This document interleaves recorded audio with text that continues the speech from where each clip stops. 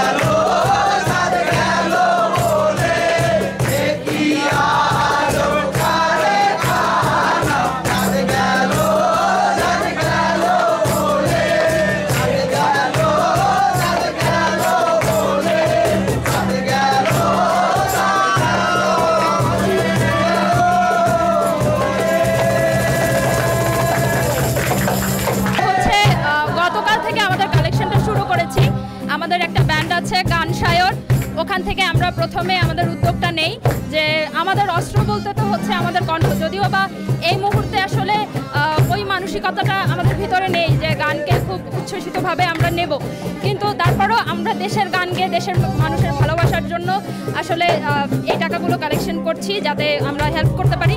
তারপরে আমাদের গান সায়রের ডাকে আজকে হচ্ছে আরও দুটি ব্যান্ড সপ্তর্ষি এবং হচ্ছে ব্যান্ড পাথরঘাটা, ওরা আমাদের সাথে আজকে যুক্ত হয়েছে।